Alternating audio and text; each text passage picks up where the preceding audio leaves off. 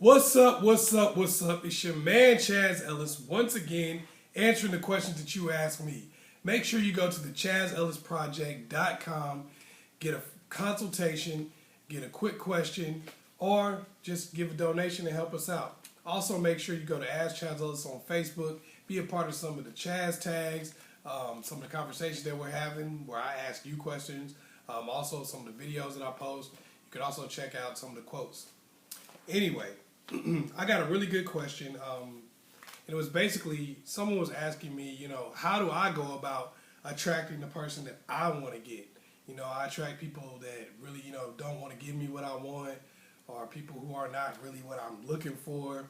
I attract all kinds of different people, but how do I pinpoint the type of person that I want to attract?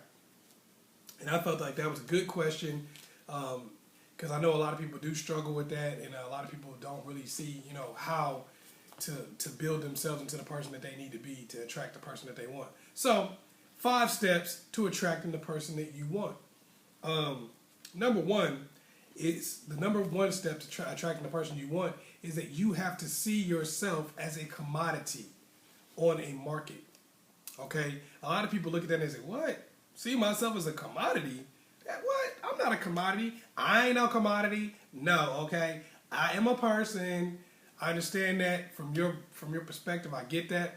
But we have to look at it the same way. Have you ever worked with somebody at a job and they really didn't understand that the job was a business? Maybe it was in sales, maybe it was something like that. But have you ever worked with somebody who just didn't get that you were working at a business? Like they just kept coming with their personal stuff and problems and things of that nature and expecting the boss and people who work there with you to care? I know I was late again.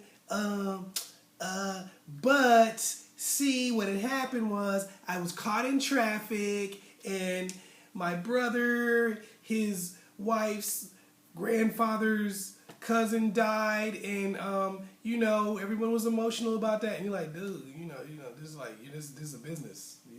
Nobody cares. I don't know if you've ever been across the table from somebody who's interviewing, and you're like, well, why should we hire you for this job? And the person is on some, I'm just trying to turn my life around. I'm trying to be somebody. I've been dealing with a lot of problems in my life, and now, I just got off crack. And I'm trying to change myself, and I'm in rehab right now. I've slipped up a couple times, but I think this job will really keep me on track. You deal with somebody like that, and you're like, damn, man, if this person doesn't know that this is a business. We're not here to help you. You're supposed to be helping us. We're supposed to be where it can be mutually beneficial. We're paying you. You help us. So you have to understand that unless you bring something to the table, no one's going to want to eat. They're going to want to eat with somebody else. So look at yourself as a commodity and say, okay, what am I supposed to be bringing to the table to get what I want? Because if you get in that mindset, then it makes the rest of it easier. The number 2 step to attracting who you want is take an honest assessment of yourself. And what I mean by that is, a lot of times we look at ourselves and we don't judge ourselves on the same measuring stick that we judge other people. With somebody else, we be like, oh my God, he's short, he's fat, he's broke. And then, you look at yourself, I'm a good person on the inside. Look at a girl, man, she ain't got no ass. She broke, she got 5 kids. And then we look at ourselves, I've got a good personality. You got to assess yourself in the same way that you assess other people. And you got to be real with yourself about your assets. And you got to be real with yourself about your liabilities. If you got 10 kids by 10 different baby daddies, that's a liability. Keep it real with yourself. If you're in a situation where, you're really out of shape and haven't really been taking care of yourself for the last 10 years, that's a liability. You got to be real with yourself. And when you think about the assets that you have to say, okay, what do I have going for me? Do I have enough things going for me that, that outweigh some of the bad things? Because there's some stuff you can't do anything about. You got 10 kids, 10 different baby daddies. There's nothing you can do about that. If you're 5'1" and you know that for the most part that's going to be a negative for you, there's nothing you can do about that. Okay? You're a guy, you're 4'11". There's nothing you can do about that. There's no way you can grow. So that's something that is going to be a liability for you, but you just have to accept that and say, okay, how can I work on my positives? How can I work Because just because you're short doesn't mean you got to be chubby. You know, you can start working out and taking care of yourself physically. Just because you got 10 kids doesn't mean you got to be on welfare and be broke.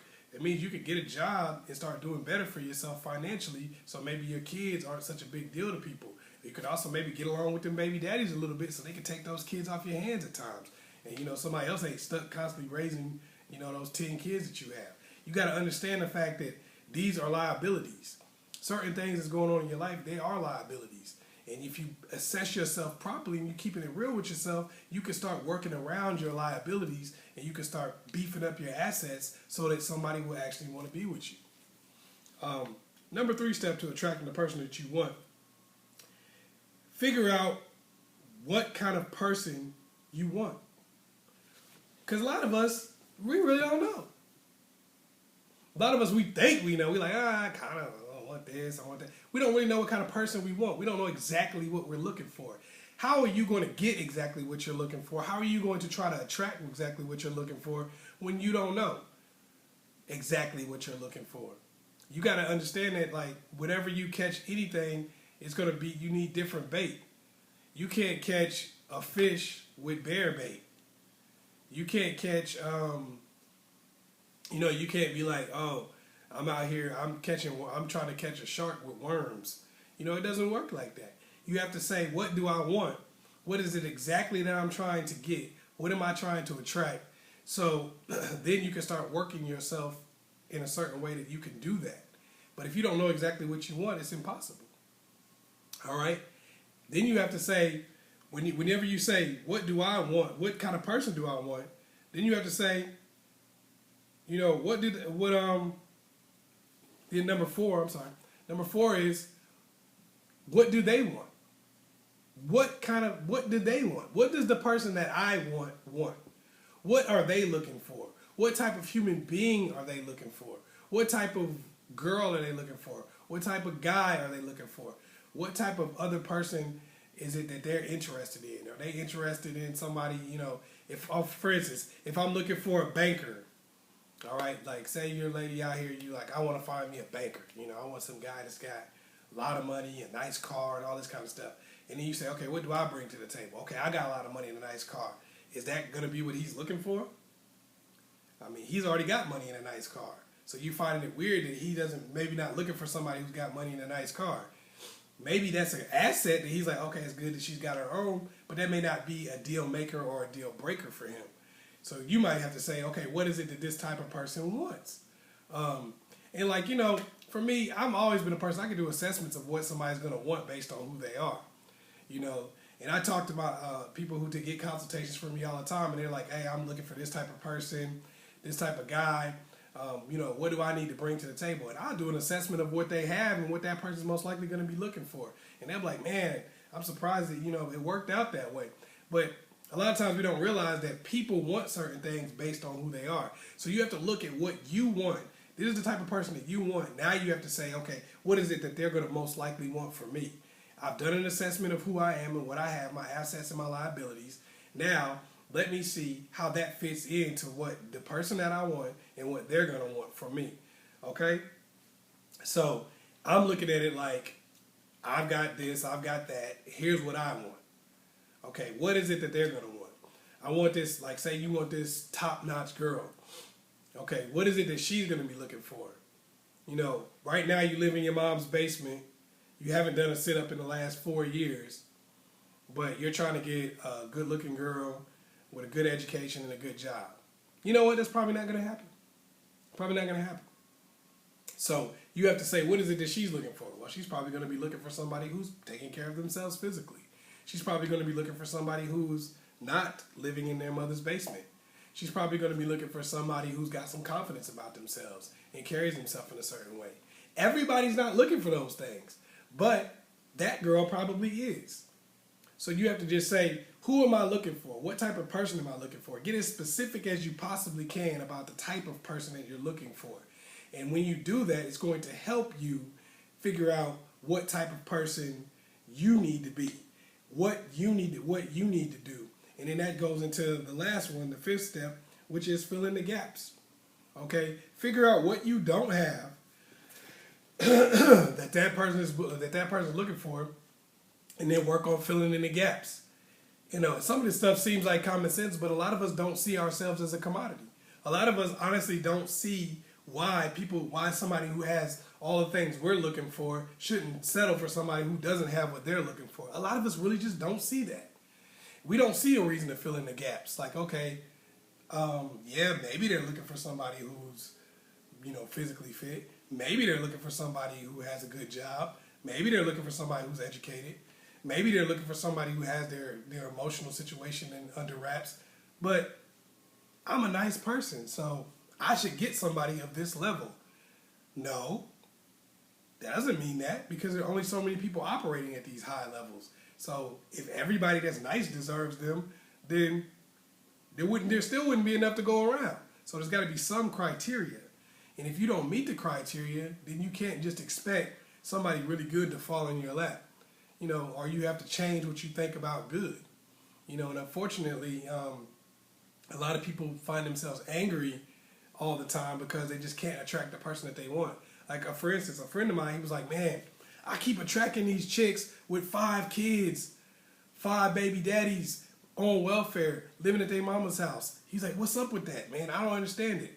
And, you know, I came real with him. I was like, well, you know, the truth is, I could tell you that was going to happen.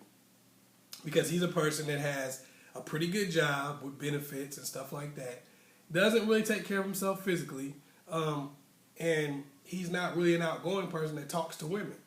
So I'm sitting here saying, like, it only makes sense that somebody who was looking for somebody who was stable, who had probably been through a lot of guys who, you know, did take care of themselves physically but weren't stable, would be checking for somebody like you, you know.